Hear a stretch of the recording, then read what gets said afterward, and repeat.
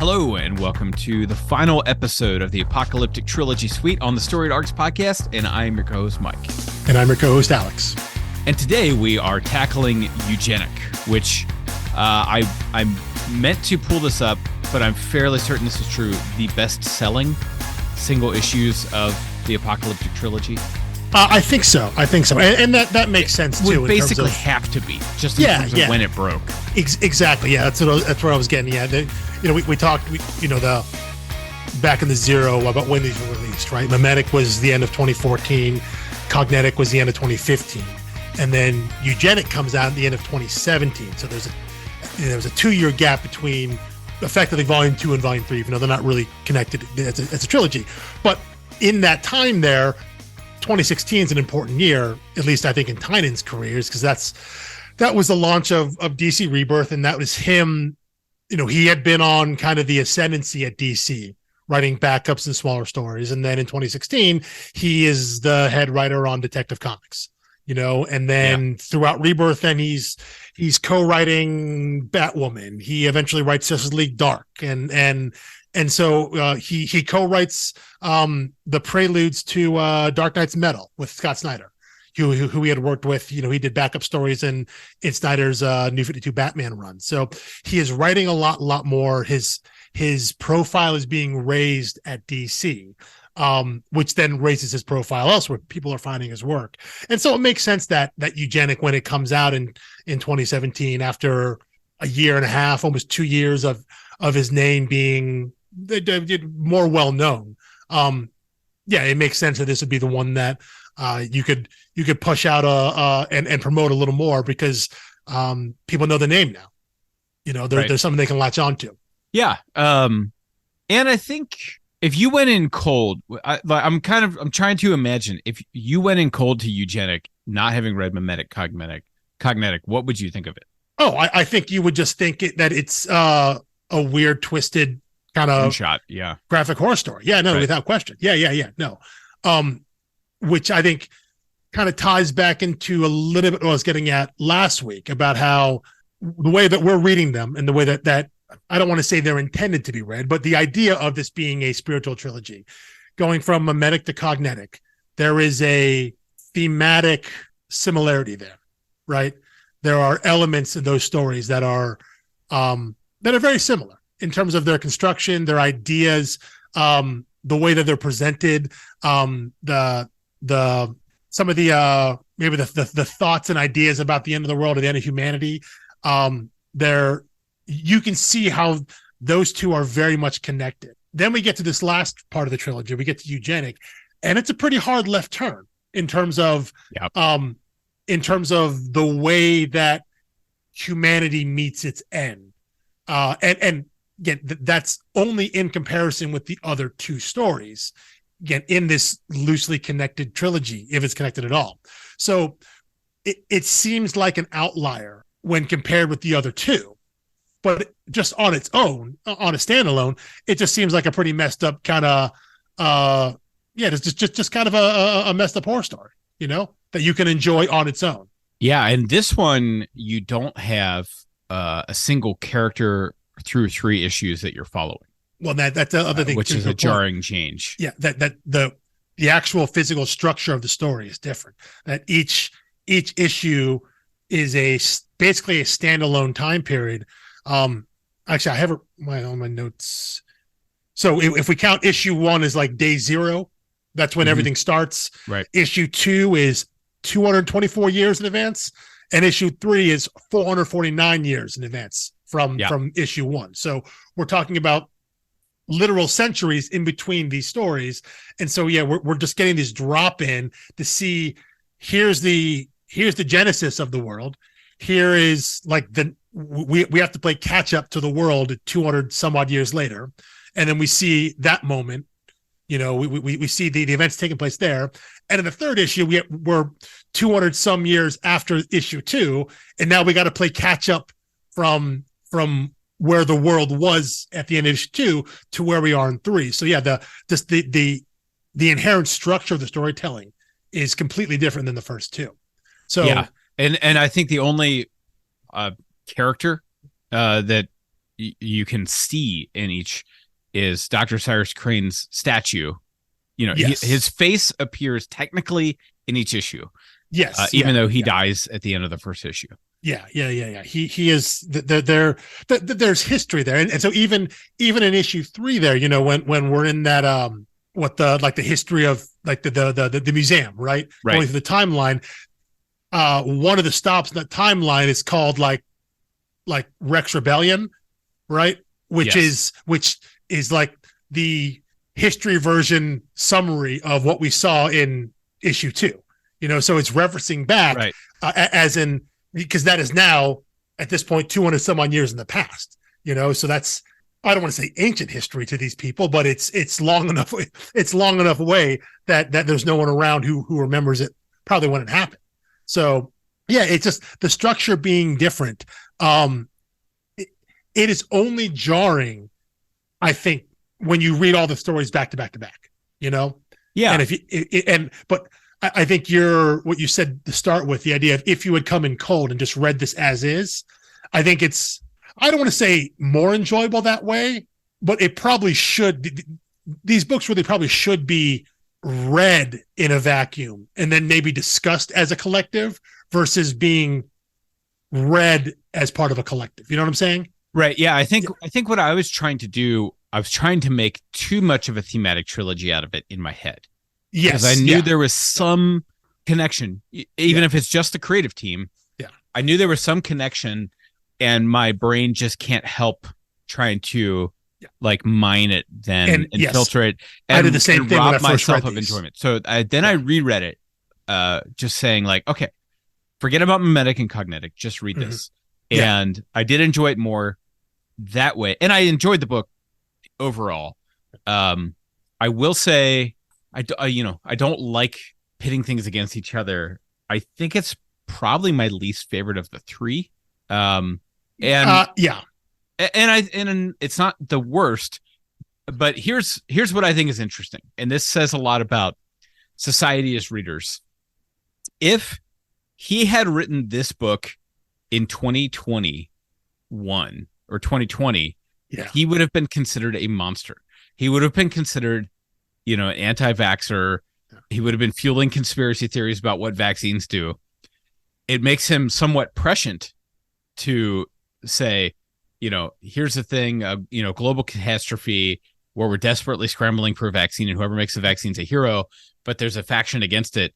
The fact that he wrote this in 2017 and projected it for 2022 and it came true within 2 years is pretty wild.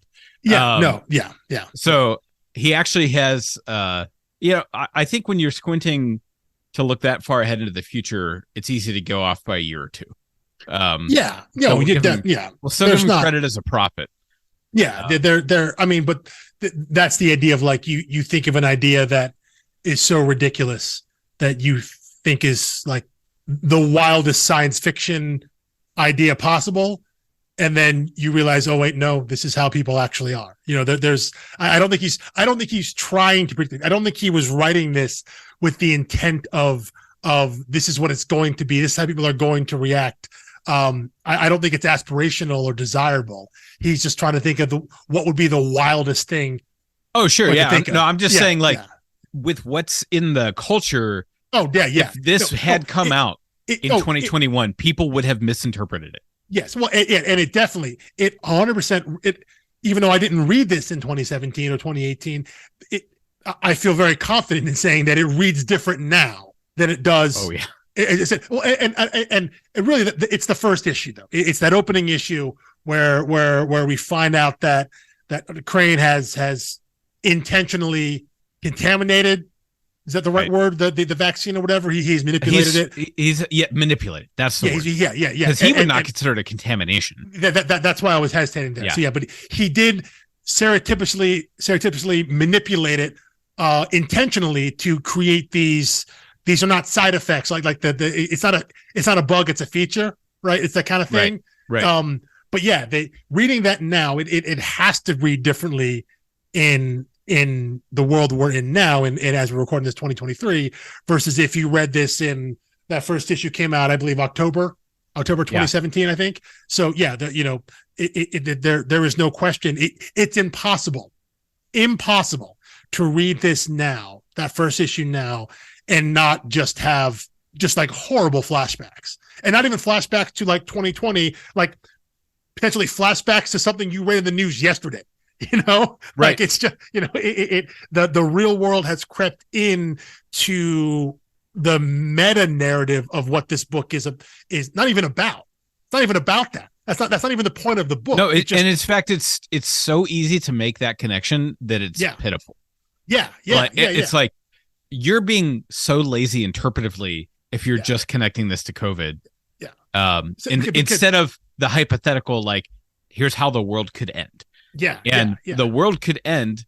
The hypothesis of this book is that the world could end by us thinking we know the direction humanity needs to evolve and forcing everyone into one box.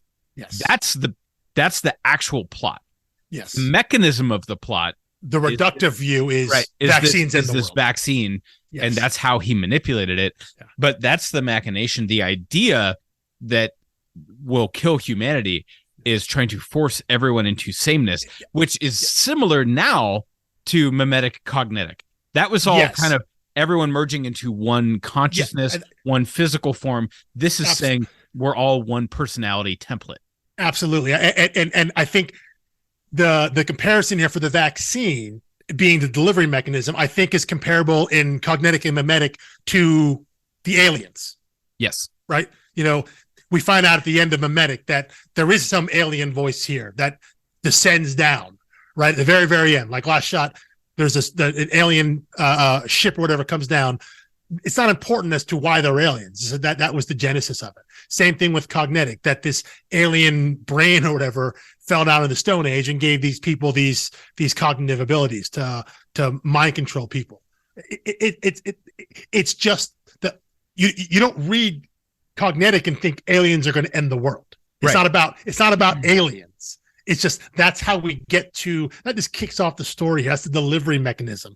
And I think in 2017, when you read this, vaccine being that, I mean, I'm sure there was some discourse there. I think at the time wasn't I'm sure it existed, the discourse that vaccines led to autism, right? Isn't that? Oh my gosh! I mean, yeah, I think. What's his name? The Kennedy guy.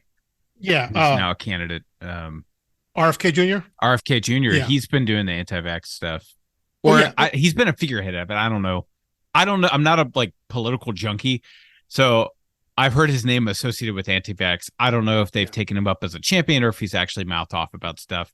And I frankly don't care. The reason I mentioned that up there because I was there was I'm trying to find the quote here, but when Dr. Crane is talking about I could change all these things, what if I could, I want to say he takes away, I want to say at some point he specifically mentions what if we could I want to say he mentions autism specifically. I'm having a hard time finding it now, but I feel like at the time that was the connection to vaccines. It was specifically vaccines cause autism, and that was the misinformation that was out there that people were trying to. A certain group of people were trying to belabor, and of course, then that then morphed in the wake of COVID. That now, I mean, they said we can get superpowers. I never get a superpower off of that, so that felt like false advertising there. But it is evolved. That stance has evolved into something that's just so far beyond the realm of ridiculousness.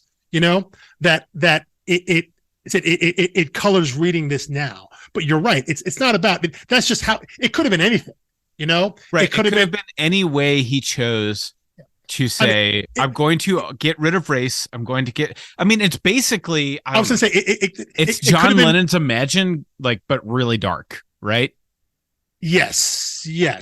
It's like the worst version. Imagine if we were. Yeah. Right. Yeah. It's insane because I think John Lennon was saying what would humanity be like if we didn't let all these things divide us? And this guy's right, let's force everyone to get rid of all of those things see what humanity's like. And obviously that takes us to... And he did create harmony. I mean, let's be clear. Dr. Crane? Dr. Crane's idea did actually work. It's just what you lost was what actually makes us human. Well, yeah. I mean, well, yes, I guess it did. He got rid of like bigotry and separation and war and all of those things. Well, no, but he got rid of it amongst Newmans, but they still treated humans that way. So because there was still a difference there, he didn't create the Newmans had no empathy for humans. You know, they looked at them like objects and animals and worthless and pets. Yeah. Well, eventually pets. Yeah. So they didn't have any higher degree, of acceptance or empathy. Yeah. You know, for people that were different than them, just because they all look different than how. People I think he was saying he's acknowledging the flaw of humanity is we can't accept people that are different from us. So we need to make everyone the same so they can accept. Well, yeah, and that's the that's the flaw of eugenics, right? Yeah. Well, I was going to take us back to the actual title of the book here. Like, mimetic and cognitic aren't actually words. We know what a meme is. You know, cognitic. I don't think mimetic it's a word. There's like Girard's mimetic theory. Well, yeah, that is a good point there. I mean, and when I think of cognitive, you think of like cognitive or cognition, but the way can parse what you can parse out there, yeah. But like eugenics is a word, that comes with heavy connotation, you know. Like I think just seeing that title should put the reader on some level of alert that whatever this is, like that you can kind of guess where it's going. Maybe not to the extreme that they take it here, that Tynion and Donovan take it here, but you know this isn't going to end well. You know that whatever it's going to go, however they're going to go and present the idea of eugenics, which I think is, and what I think is interesting here is that we get like different ways of doing it of the idea of eugenics. You know, it starts with Crane with the idea that we're going to modify all people, all new babies being born. We're going to modify DNA so everyone is effectively the same, by everyone being like ravenously different than what humans look like now. You know, so we're going to eliminate all differences by making everybody the same, and that's his form of eugenics. They call it eugenesis, I think. Right, that was the day it was. Right, and then as we jump ahead into volume 2, right, we're 200 some odd years in the future, where we still have society is run by the Newmans, and there are still like original flavor humans running around, right? Well, what is that storyline? They're the humans are going in and getting tested or whatnot, right? And they're getting tested for breeding possibility based on I guess whatever DNA testing and personality testing, or whatever they want to do, so they can be selectively bred as to whatever traits they are to best help society, which is how I think the way that we think of eugenics in terms of the way it had been applied historically in the world. You know, the idea of breeding out certain traits or whatnot. So that I find it interesting that there are these kind of two approaches to the same idea of the only way to get people to get along is by removing what makes them different, which is obviously just a wildly false statement. But that's the basis of eugenics, the idea that creating sameness, however, by what it means possible, like eliminating differences is the only way to get people to treat each other equally and fairly, and only way for all of us to get along. And I think what we see in what the book shows and plays out is that that's obviously false. And I think we know that from the world. Our world is that being false as well. But that's the false narrative that eugenics is based on. Yeah. Did you hear about this book that came out in 2021 called The Genetic Lottery: Why DNA Matters for Social Equality? I think I heard about it on like an NPR podcast or something. I think the tagline, right? The subline, the subtitle sounded familiar there. Well, and it's a clinical psychologist from University of Virginia. Oh, okay. Shout out. It's published on Princeton Press. Anyway, I read it because we were still in quarantine, And I heard about it on something to NPR. Yeah, I'm highly susceptible to NPR interviews. And I enjoyed it. And her whole purpose is one, to say, I'm going to reclaim the field of genetics from eugenicists. And she actually kind of borrows Kendi's anti-racist to be, she uses the term anti-eugenicist. Say, here's someone, we're going to talk about genetics. We're going to talk about how they're important and why they matter, but we're going to be anti-eugenicists about this. Like, we're not about seems like a tightrope to try to walk things. there. Yeah. Yeah. So, and then her second goal was to say, we want a universal morality based on like the Rawlsian veil of ignorance, which is, that we create a society where we assume we get the worst genetic lottery possible, and it's still a good life for us. And so you design social policies behind the Rawlsian veils of ignorance. But anyway, she's just a social psychologist, did the social psychology side of it well. The philosophy side of it, I would say she probably needs a co-writer. Didn't quite land. It's just, she does what scientists do a lot of times with philosophy, which is she argues from a position, not for a position. So she doesn't actually make the case for the Rawlsian veil of ignorance. She just uses it. Explains what her case is, as opposed to trying to convince anybody. Right, because she's like, well, this is obvious. I'm like, that actually doesn't follow from your argument. What she does say is philosophically, believing that genetics matter and have some degree of determinism about a person. What she says is philosophically that does not therefore necessarily lead to like the Nazis' position on eugenics. I'm like, 100%. But then she says, but it does necessarily lead 100% the opposite way. I'm like, well, no, it doesn't actually necessarily lead anywhere. The problem is like, it's just true. It doesn't necessarily have moral implications. And, our morality has to come from outside of that and then govern that. And that's kind of the breakdown in her argument. But I still give 4 out of 5 stars. But I was thinking about that book a lot because it was like, see, she's brilliant. Her research is great. Wrote a good book. Should she, with this knowledge and the amount of thought she's put into it, getting it published, from University of Virginia on Princeton Press, all very prestigious things, should she be able to craft a vaccine that permanently alters every human born from now on? Yeah. No. No matter how brilliant she is, like no one should be able to do that, no matter how well-intentioned they are, because it's a conversation bigger than one person. And even Dr. Crane's partner sees that. He's the one leading the rebellion. Very Sarah Connor look for him. At the beginning, he has no eye patch, and then he's got the eye patch and the trench coat. And I'm like, by the way, I'd read a one shot of that. I want to know what I want to know what his day was right after the first issue ended when Crane dies and everyone in all the doctors and the board, whatever, when he kills everybody in the room and this hard cut at the end of the issue. I want to know what his next day, like what's his next week like as the world just descends into whatever chaos that would happen following the announcement that this is irreversible, nothing you can do about it. Absolutely. I want to know more about him. Yeah, which I actually thought, wouldn't it have been an interesting framing device if the whole thing from the beginning was told from the museum curator? Like if he had the archives and was telling us about the year 2022 from the future, and it'd be kind of like Mark Russell's Flintstones opener. I was just except it would end still where it ended. It would be like, here's him reflecting on 500 years of history and then saying, I got to do this. Got to do it. I got to do it. Like, even though this is where we went wrong, was Dr. Crane deciding the fate of everyone, I'm going to decide the fate of everyone now and hope. But he's doing, like, issue 2 reminded me of the movie Rogue One, because it was like, here's me just carrying the torch a little bit further and handing it off. That's good. Yeah. Like, I don't really matter, but I'm passing the ball forward.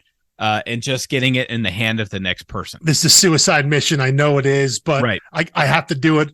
That's a good point. That's fascinating. I'm trying to think about now, like how it would read differently because then even if that were the case, even told in that way, you would get the Newman's view of history, right? In terms of how the world was before, and But what's the last line of the opening page? He is our Father. To him we are forever grateful. Yeah. That sure sounds like this is a plaque on December 6th, 2022. It sounds like it's a plaque in that museum. Well, and I guess what I'm saying is I didn't mean to imply that'd be a bad thing. I'm saying that would be a good thing, or a potentially good thing, because we, the audience, the reader, would have a better sense of what our current world is like. And so we would we would be able to spot inconsistencies in the way human behavior is described, perhaps, because I have to imagine they'd be so obvious told from a perspective 500 years in the future, viewing our world now. That we could then understand, oh wait, this is the spin, this is the bias that the Newmans are looking back on, both the origin of their history, the start of it, the genesis of it, and also the history of the people that came before them, which were the humans. That would be interesting. That's a fascinating. No, I'm kind of stuck on that. Of course, then you don't get that second issue, which I think maybe the second issue is my favorite of the three. I think there's a good case for that, but I think the third one is my favorite. The curator talking to the boy. That's really it's kind of the classic old man teenager, like, you just don't get why this matters, but he literally doesn't, and he's not just being a teenager, he's representing his whole species. There's no new art, no new music, no new movies, and who cares? Like, I don't care. He has this big and passive speech, and the kid's basically like, don't care, and then he turns and walks out. Like, he's not being snotty, he's not just being a jerk, he's like, no, he literally cannot biologically cannot be made to care. That's what makes him decide this is what needs to happen, because that's the future. That we're permanently on this path now. I will say, we'll talk about, I think that final image of the hat, the glasses, and then the broken vial on the ground. I think that's really, really good. But and the beautiful little Eryk Donovan signature in the bottom right of like the full page thing. But in terms of just reading the issue, I think the Rogue One comp's really, really good. I like that now because I love Rogue One. But that idea of this girl who we just meet in the beginning of the second issue, we have no idea who she is, and she's dead by the end.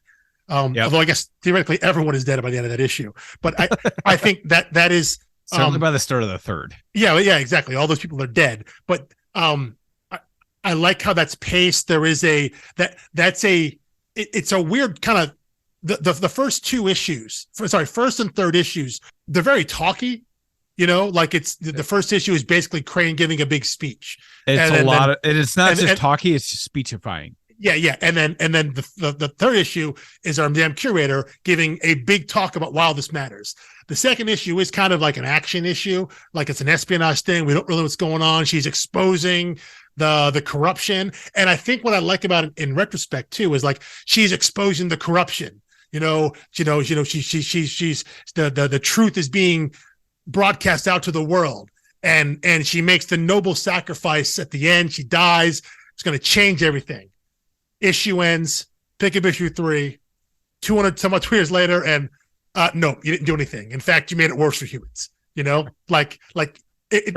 So kind of in retrospect, you get this big triumphant moment, seemingly triumphant moment for humanity. Because again, I think as you're reading this, they are putting the reader in the perspective of like, we're siding with the humans, like the people who are like us, the ones who haven't been replaced by the new species here. And so you're on the side of the rebellion. And I think it also goes back to what we've been talking about these past couple of weeks about when we talk about apocalyptic stories. We talk about stories about the end of the world. And as been kind of pointed out, I've seen in response to the first two books, we talk about the end of the world. It's really the end of humanity, right? It's an apocalypse of humanity. And at each one of these books, there's still a couple humans left. There are. But humanity's functionally dead. But exactly. But the stories that we're used to about this, as I mentioned, are often it's the last stand of humanity before the apocalypse, or the ragtag team after the apocalypse trying to get humanity to survive. the apocalypse happens, and what's left is a small band of rebels. That group that's going to save the world. We got that a little bit. That was the kind of the feint in mimetic, right? We had this small group of government officials and scientists and military people. Nope, doesn't matter. They're going to fail anyway. And so in issue 2 here of Eugenic, you get that, right? You get this underground here where like this, she gets like Beck gets this like ocular implant that makes her like Cyclops. She has this optic blast that comes out there, and she's broadcasting like this is humanity fighting back against this world that Crane created, where humanity that has been suppressed and imprisoned. And no, that's not what it is, because in issue 3, it's all for naught. And in fact, it has made things worse for humans. Humans now don't even have the guise of freedom. I will say, lying. Her making it worse for humans is actually what wakens the conscience of one Newman. Yes. I think, yes. Right. Yeah, had they been treated too well, the museum curator might have been like, well, I see the beauty of humanity. It's a shame what happened, but they still have it pretty good. Although they were all being sterilized. Or at least under the guise. Because what we saw in issue 2 was the guise of like the farm upstate. Like literally it was the farm upstate, right? The Northern Preserve. That's what they called it. So like the idea that, you'd be sterilized, but you can live in freedom and spacious and be out there. But no, that wasn't the case. They were just being taken away and held prisoner in whatever the giant like vats of goo or whatnot. So even the guise of potential freedom, if that had been in place, we probably don't get the events of issue 3. They don't land the same way as they eventually do.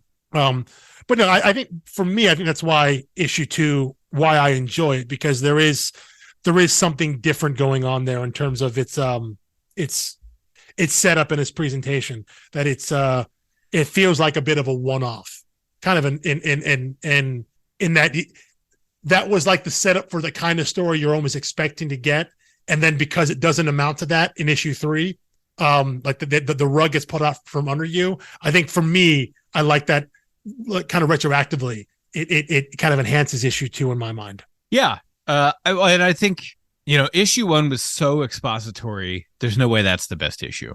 Yeah, so I think we're agreed on that. Yeah. Issue 2, I was like, okay, I like the little humanity rebellion against humanity. And then when I realized, like, oh, that's not even really where the story's going. Yeah. It did take some of the wind out of the sails of issue 2 until I came up with the Rogue One comp, and it's like,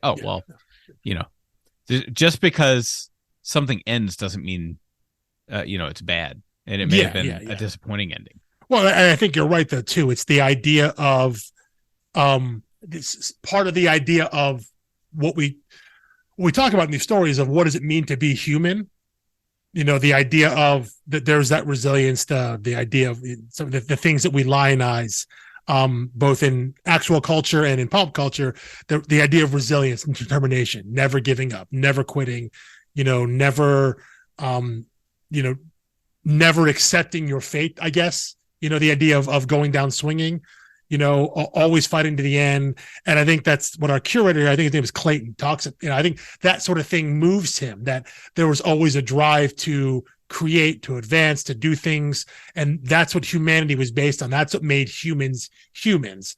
There was the collective idea of pursuing creative and individualistic thoughts and actions, like, makes humanity, versus what the Newmans are, which is just like everybody's the same, right? That's what it was. It was basically everyone, there's no advancement, there's no change, there's nothing there.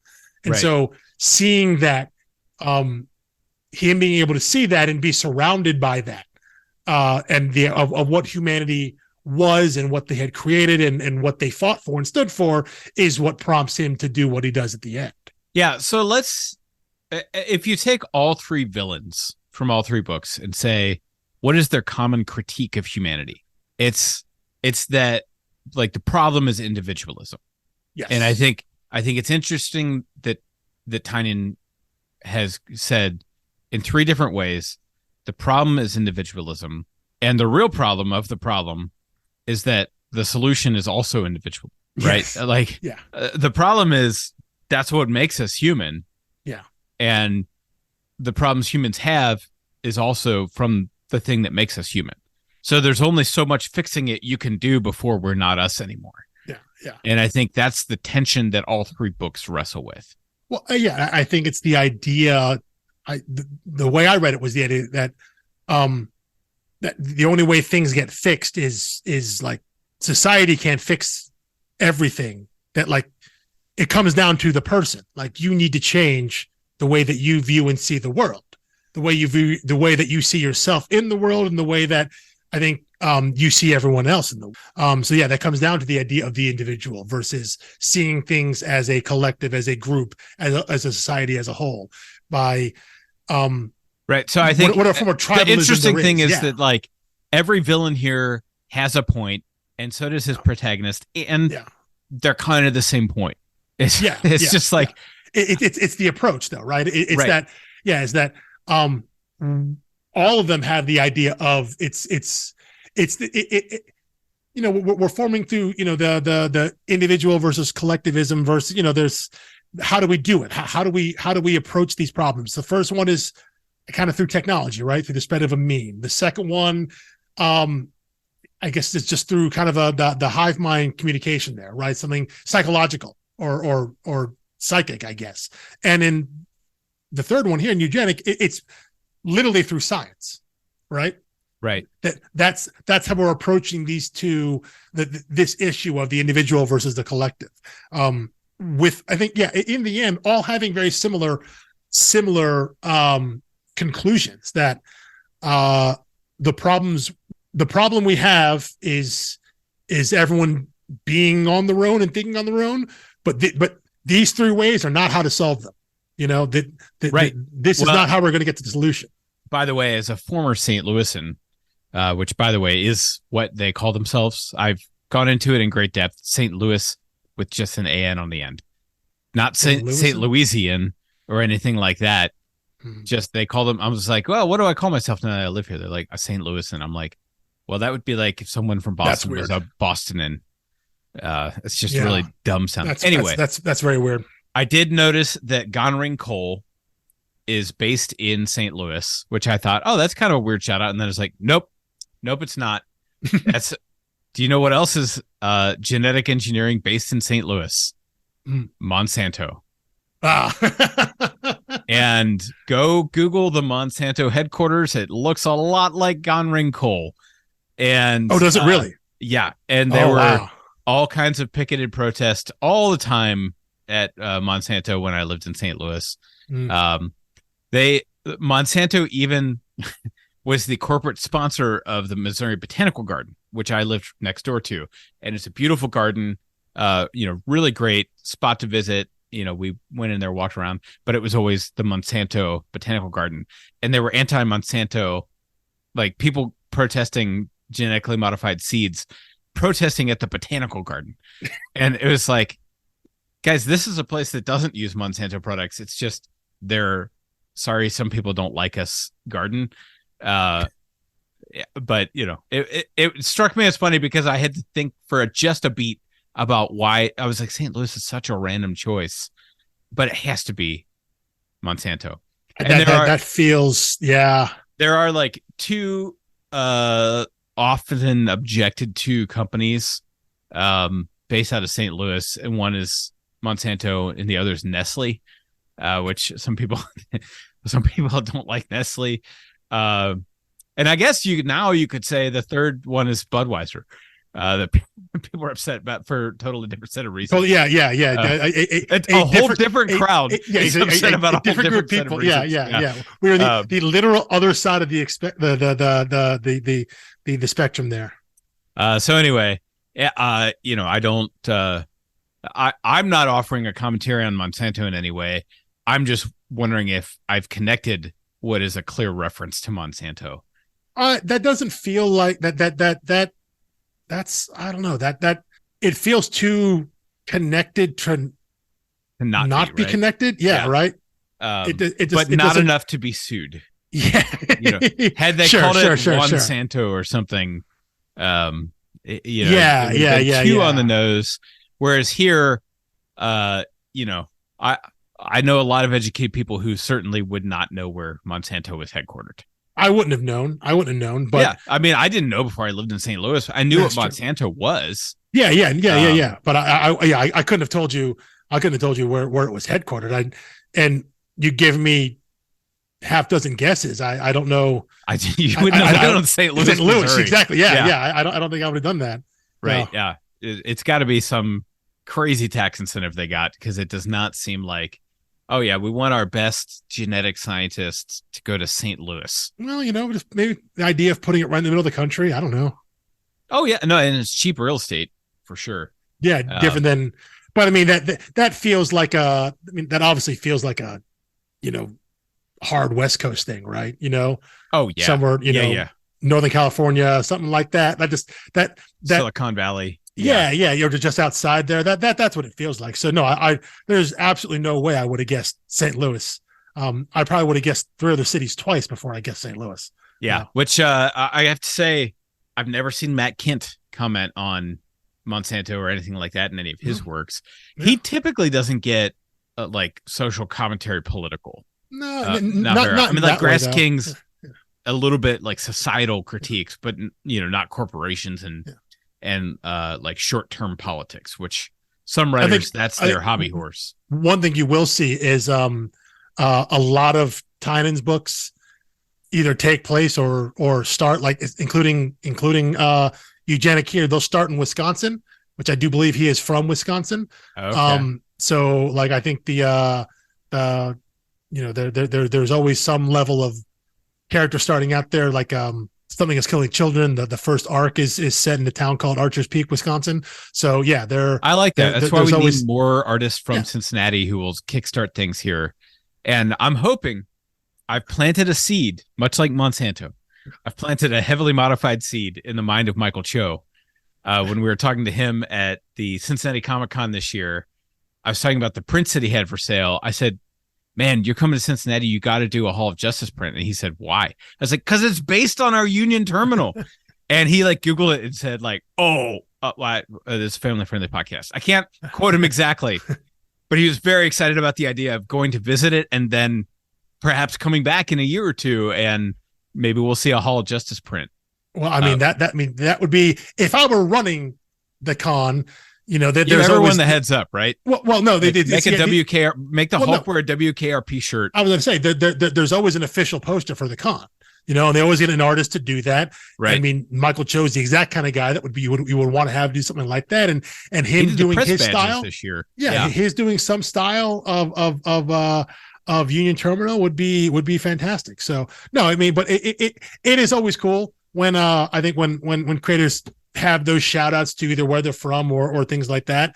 But yeah, I mean, I don't think, Eryk Donovan, I believe lives in Portland. I don't know if he's from there, but I get the Monsanto thing. Now that you've said it, like, I can't not think about it. It has to be, it feels like it has to be intentional.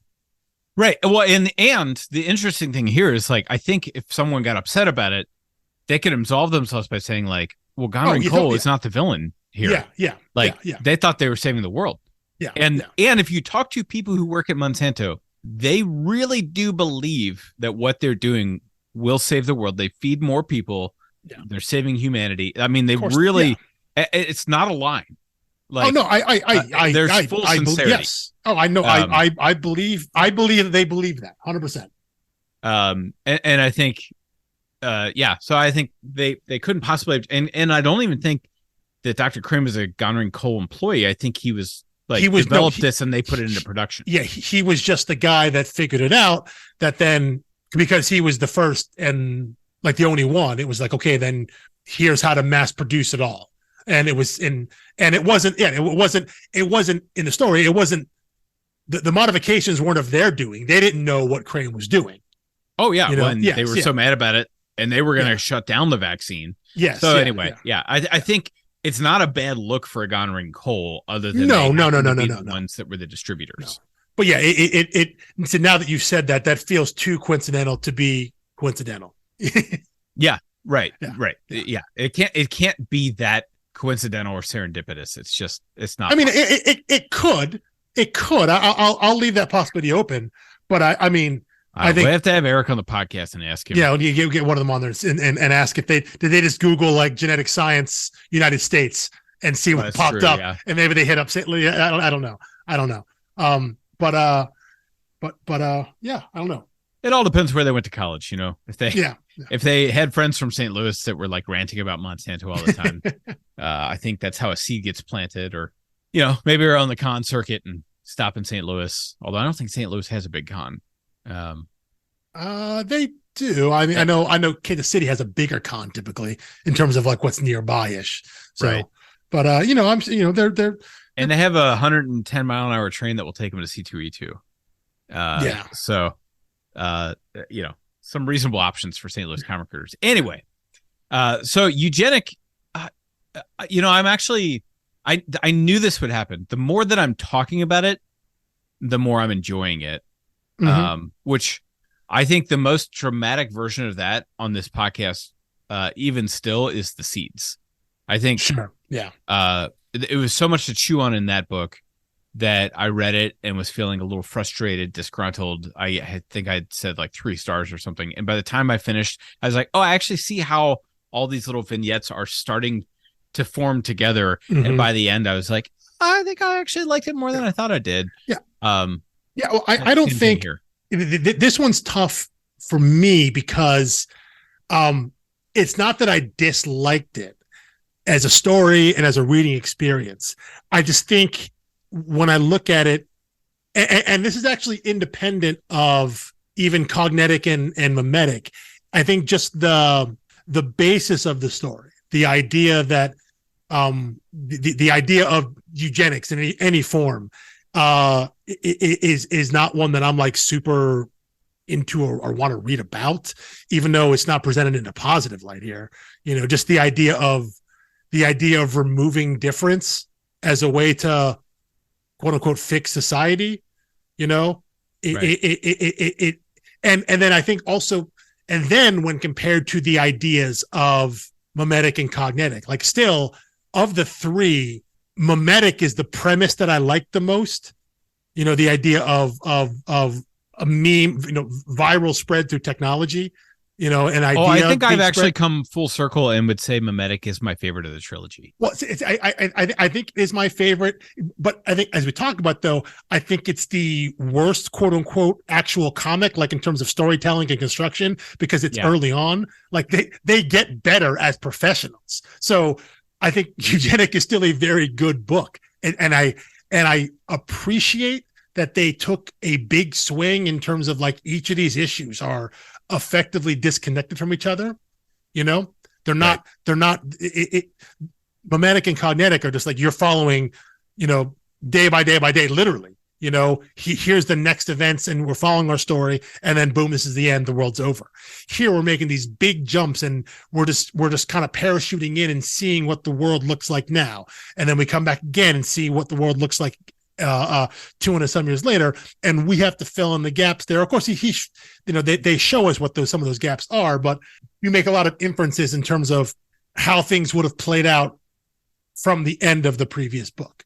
There's still a lot of gaps there. So I appreciate the storytelling change, kind of I think a daring nature to say we trust our audience to figure this out, to know what's going on here. To not get lost. We trust that they're gonna be able to follow this. But the idea of like this being what ends the world, maybe because that one hits like it's like been tried, right. It's the most real, I guess. Which I guess maybe makes it the most unsettling. Just the idea that there have been people who think this is the way. Like someone could read this in bad faith and be like, "Oh, this is the way we can do it." Like you can't read cognetic and be like, "That's what I'm going to do is find an alien that was brain." My nitpick with cognetic was like, well, and this isn't actually our world. Well, and even mimetic too. The idea of like, some sort of otherworldly neural reaction to an online to an image. That there's still something otherworldly about that. The spreading of the good time sloth meme, the way that goes around, that's obviously very, very real. But the effect it has is, we find out it is otherworldly. That actually can't, right. We can't spread viruses that way, in the way that memetic spreads them. But like, who do we get to the point? It felt like the smallest leap with memetic to say, like, maybe there is something that could trigger this thing. And when we talk about the Twilight Zone aspect, the Black Mirror aspect of it, that's kind of what that is, right? It's like, here's a phenomenon or a situation we know exists, and then what's just one step beyond that? What's one step beyond the thing we can do into the thing we can't do, but still kind of plausible, and that's what makes those stories so unnerving and so powerful. And then you're right, Cognetic is literally out of this world. Right. The basis of that is like purely science fiction. And then we get to Eugenic, where it's just, yes, it takes it to the extreme. Obviously, that's the whole point here. Again, with the idea of escalation, right? That's what the thing that Tynion talked about in his letter at the end of Cognetic. It's obviously taken to its extreme. It's crazy extreme. But the idea of trying to self-select humans based on someone's idea of what's right, better, or good. And even if that idea, like Dr. Crane's, is stripping everybody of everything, making it unrecognizable to what we think humans are. Like, that stuff people have tried. And that stuff people will always still try, because that's me and my low view of humanity as a whole, of like that kind of hatred and that kind of bigotry will always exist, and it has always existed. And so reading that, even in the heightened sense of the book, is still very terrifying to me, because to me, there's the line here in Crane's big speech, when he's trying to he's not trying to, in his mind, he is justifying what he's done, right? Because he's just dropped the bombshell that, like, oh, no, these mutations, that was the intent. And everyone's like, oh my God. And he starts going through like why I did this, what the breakthrough was. And he truly believes it, right? And he kind of ends it with, he's saying, I can make us all the same. I can make us better. And the idea that sameness is what's better. Right. The idea of, and to me, it is, in everyday life, it's the small things of like one of the things that really bothers me is anytime someone, even with good intention, is like, oh, I don't see race, I don't see color, I don't see gender or religion or sexuality, I don't see that, I just see people. And I try not to get heated, because I know the majority of those people are trying to say, I know what they're trying to say. They're trying to say, I treat everyone the same. But what I hear is, the only way you can treat me the same is by removing what makes me different. Meaning, if you acknowledge what makes me different, you then can't treat me equally, which to me says you might be a bigot, And I know that isn't what their intention is, but I can't help but think that, because as someone who is non-white in this country, in America, it's a literal lifelong thing I've dealt with, the idea of what my identity is. And for someone to decide to remove that, like, oh, I don't see you as Korean, or I don't see you as Asian, you're just a person. It's like, okay, well, you don't get to erase my history. You don't get to erase my family's history. You don't get to take that away from me. Even if you think you're helping me by doing it. Yeah.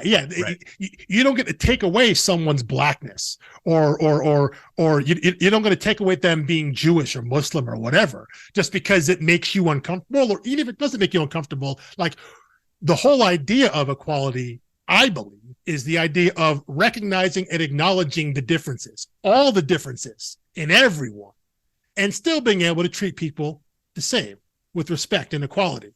That's the dream. It's not removing what makes us different. And so the idea that this book, Eugenic, is based off of that fundamental idea of I can make us all the same, I can make us better, equating those two, that sameness is what makes us better. That if we remove all the things that make us different, that will remove hatred and bigotry and all this stuff. That will leveling that playing field that's the solution to it all, is infuriating to me, because I know there are people that exist in the world that believe that, now they're not all this Dr. Crane guy. They're not all someone who is the geneticist that can do and have that reach there. But there are people in the world who legitimately believe that's how we fix things. We make everybody the same. We get rid of everything that's different. And if we do that, all of our problems are solved. Right. And that hits too close. I do have to ask if you think, now I'm asking this not just as a Batman reader, but someone who was writing Batman and Detective Comics. Dr. Crane? Yeah. Like, pick any other name. That's a tough one. Because it's not really, like, I thought about that too. And see a comparison where it's like, well, they're both trying to, like, control the masses through a pseudoscience. I'd be lying if I said that I didn't think about that. Okay, I've just been like, but there's nothing really there, right? No. But it's also just like, pick a different name. There is right. Like, there are a lot of names. There are a lot of names out there. There's like a lot of names. And so going with Dr. Crane, that's a little, it seemed like that is either, it's either he thought too much about it or didn't think at all about it.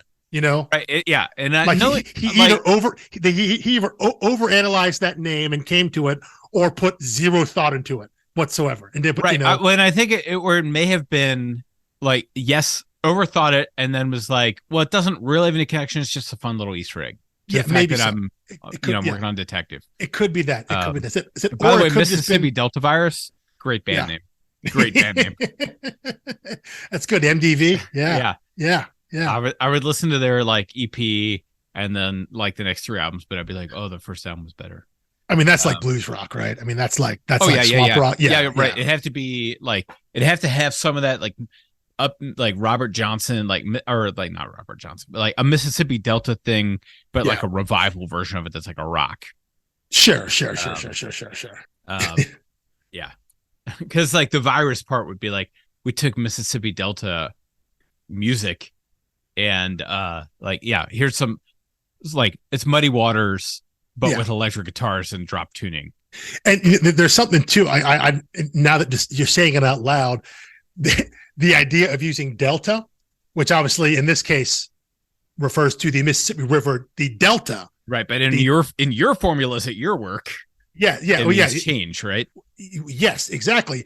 But also when we talked about COVID and the way that they named variants. Oh, sure. Like, so there's the Delta variant. Yeah. Yes, exactly. So it's another way that when you read this book, it is completely warped how you approach that opening, especially that opening page, but approach that first issue is that you can't help but be addled by everything that's gone on in the world now since this book was originally published.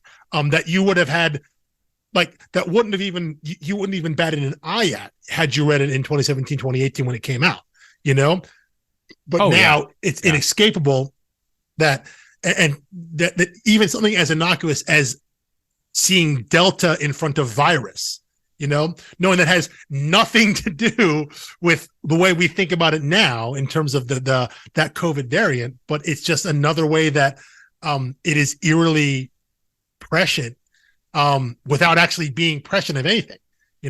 It just happens to have this weird connection to things we experienced more recently that couldn't have possibly been predicted 5-6 years ago.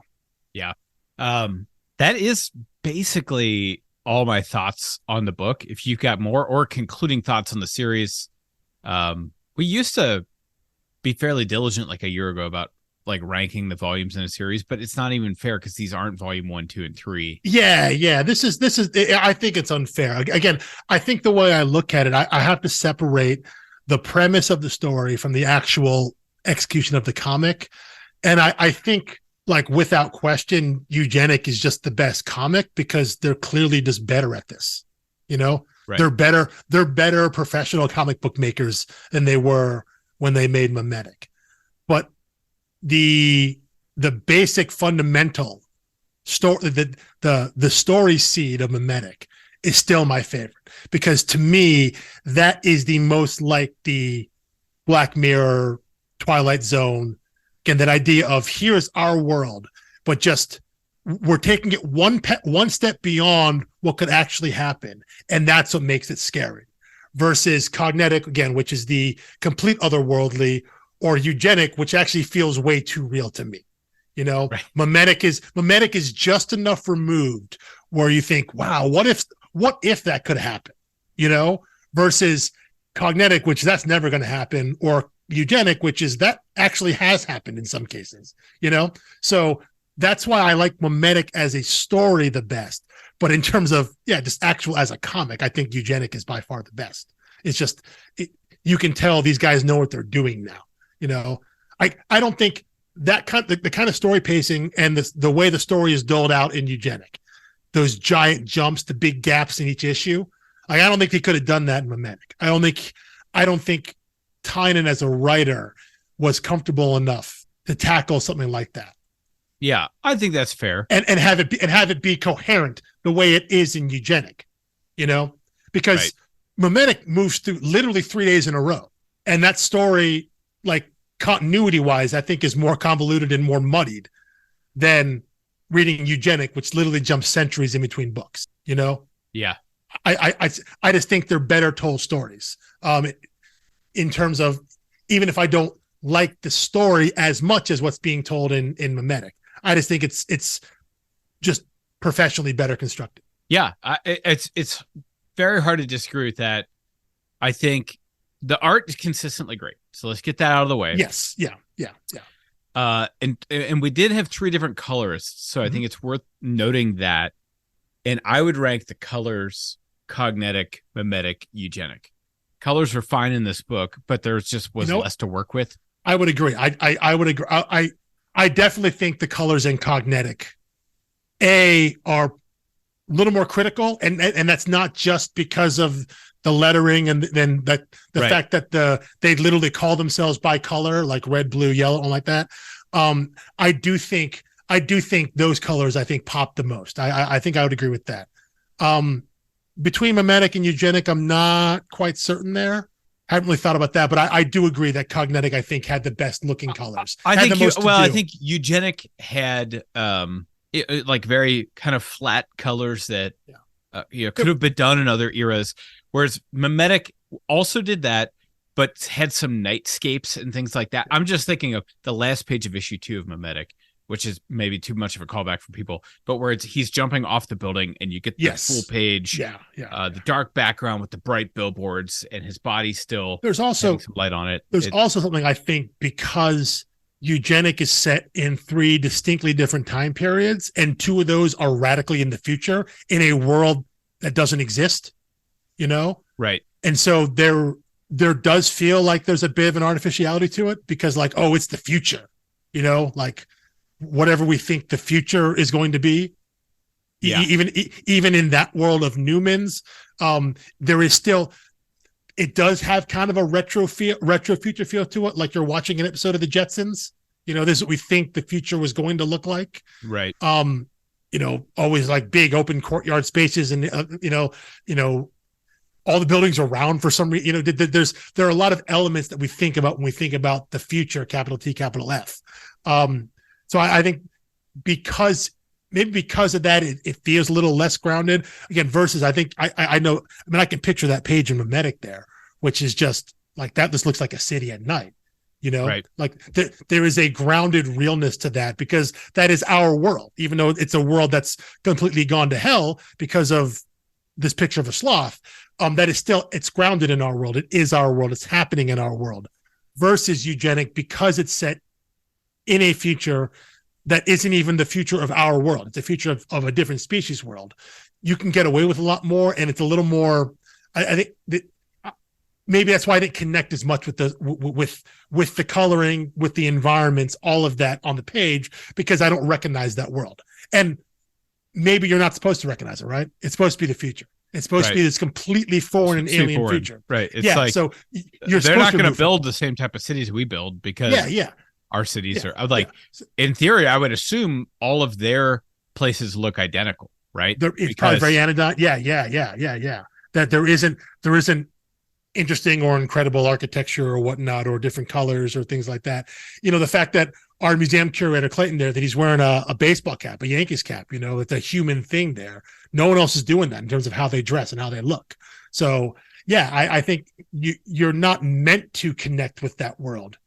As the reader, you're supposed to be a little removed from it. So maybe it's unfair to judge it that way. But yeah, I think I would agree in that rankings in terms of that. And maybe the intention of Eugenic is that you're not supposed to connect as deeply with. Yeah. I think that's probably true. And that's not, I am in no way criticizing the colorist or skill. I think that just the application. I feel like that was the intent of what they were trying to do, that they're creating a world and presenting a world that is decidedly not ours. And as the reader, you're not supposed to feel comfortable in it. When I think some of the horror, especially in the first two books, is that's our world. That's the Empire State Building, Right. Like you're supposed to feel and connect with that. And oh wait, that giant golem of people just ripped the Empire State Building in half and impaled the other one. Right. It's ridiculous to us, but that is our world. Oh, that's another one of those golems appearing over London, over Paris, or whatever. Like you're supposed to have a connection to it. Versus in Eugenic, where we have spun way off into some other society that we don't know how it's supposed to look, right? Right. And so what's being presented, the colors that they use, I don't think it's supposed to be as engaging. So maybe we're trying to rationalize and justify why it doesn't connect as much, but I don't think that's unfair to say.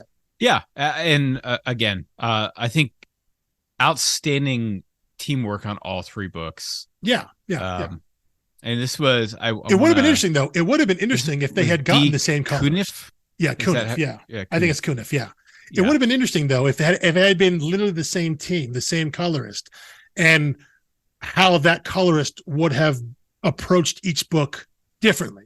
Because obviously, as a colorist, they would not have colored them all the same. There's no way they would have done that. So, but it would have been interesting to see the choices that the same colors would have made across three books versus getting someone different for each one, which that could have been a scheduling thing, like who was available, in terms of who they could work with.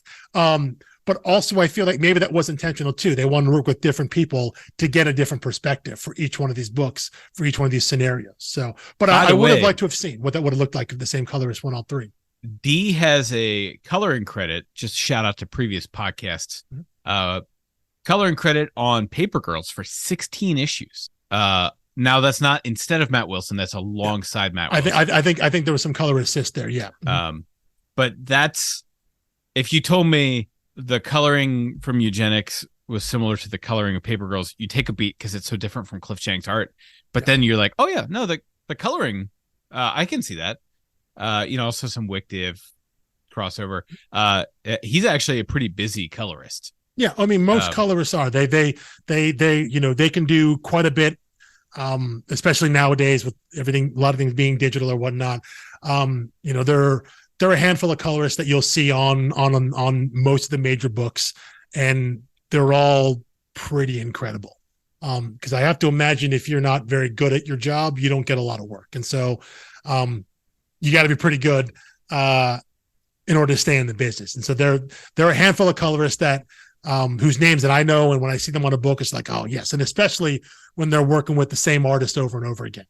Right. When the same colorists work with the same artist, you're going to get something of a certain high quality here, which is why, again, I think it would have been interesting if the same colorist had worked with Donovan all the way through in all three of these books, just to see what that interpretation would have been like versus kind of maybe the assumed differences that you get by getting three different people, Yeah. Right. That's kind of, would we be mining the color differences from book to book if it was the same name on each one? Yeah. And even though I think Eryk's like his inking changes a little bit from book to book. I think a little bit too. I mean, obviously, and Eugenic is a whole lot different because he has to draw an entirely new species of being, right? So in terms of, but I still think in terms of how he draws faces, we'll call them the human faces versus the Newmans. The way he draws faces and expressions, again, I thoroughly enjoy his artwork, and so I like seeing that still carry through, even though there are less and less humans through Eugenic as we go along. We see less and less human faces there, but I think getting to draw and create the Newmans, I'm sure, had to have been a fun exercise, especially given their size and proportions and the way that their facial features do and don't relate to each other in terms Sure. of, placement of mouths and eyes and things like that. Yeah. I mean, I think that's a good and interesting point. Although I think, to me, I'm like, is that too much to ask of the artist? Because like all Tynion had to do is like, yeah, there's this new species. So just figure out what the perfect non-racial, post-human species would look like. And then on the next page, it's like, hold on, you just gave me like a massive assignment. Maybe maybe Tynion sketched it out and said like, here's what I'm thinking. It's all warped, and like the babies will terrify the mothers. They have to be different enough to do that. I mean, I don't know how. I mean, the specifics there at that point. I mean, at this point, they've been working together. They've been talking about these books for a couple of years.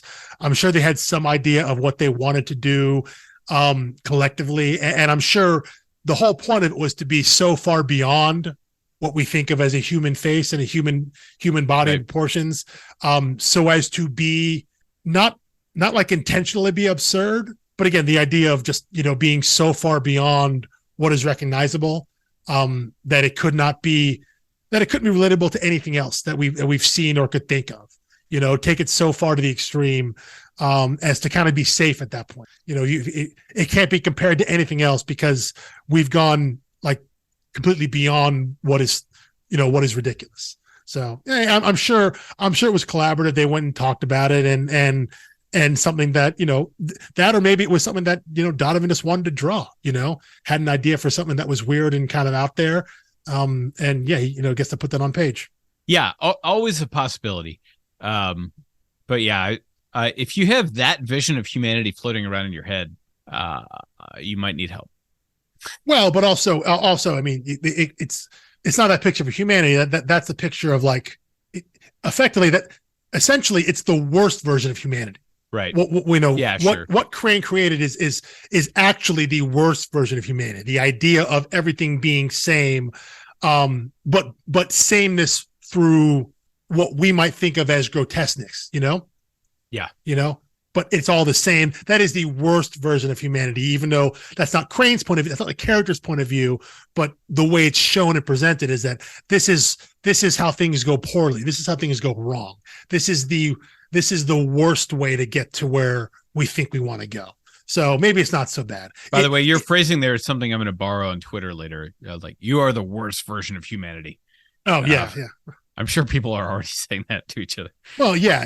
I mean, that's every day in this world. But specifically that version, the Newmans are the end result of our worst impulses as people, as societies.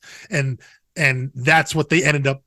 That's what we end up being. If he had, I mean, I guess ultimately one of them is our hero, Clayton, the museum curator there. But the idea that this is the ideal we should strive for, I don't think that's what he's going for. So I don't think it's too messed up that if you have that vision of humanity, if you truly think that's the savior and that's the way we think should be, maybe you got a problem. But I don't think Tynion and Donovan fall into that category. I think they understand that no, this is the bad way to go. Yeah. Anyway, that is all I have finally for the series. I mentioned the coloring. Anything else from you? No, I think that's everything I have in my notes. Excellent. Well, thank you all for listening. Thank you for reading. And final shout out for this series. If you can find the variant covers by Robbie Rodriguez, it's a great tribute to the entire trilogy. And to me, that seeing those variants and that they commissioned those was the final straw in it's a trilogy. Yeah, in some sense, it's a trilogy. Yeah, I think they whether you read them back to back the way that we did in the order they were released, I don't think it really matters. But I do think that Tynion and Donovan want them considered together. in some aspect, whether it's comparing them together or discussing them together, kind of like what you and I are doing here. I do think that they want them to be linked. They want people to think about these as a collective in some manner. So whether you read them in any order or you have them, whether eventually we get them all collected in a nice big hardcover, which would be awesome. They want you to consider them as connected in some way. So, go out if you can find them, maybe bug Boom, tag them on whatever social media. Say we want these reprinted. We want this, we want a nice hardcover of all three of these books together. Let's put the Apocalyptic Trilogy out there. It's got its own name already. Let's get them reprinted and get them back out there into the world for people to read and make them easier to find. Because right now they're not the easiest books. Not the easiest books to go out and find. So no, not at all. Anyway, we will see you next time. We are very excited for the next series, but you will just have to wait 1 week to find our next Creator Spotlight 0 episode and get ready to dive into one of my favorites of all time. So I don't know how to tease it any more than that. Follow us on social, give us a retweet, rate the podcast. I actually did notice that we've got some ratings coming in on Spotify now, and that's very cool. Very much appreciate it. And we will see you next time. Peace.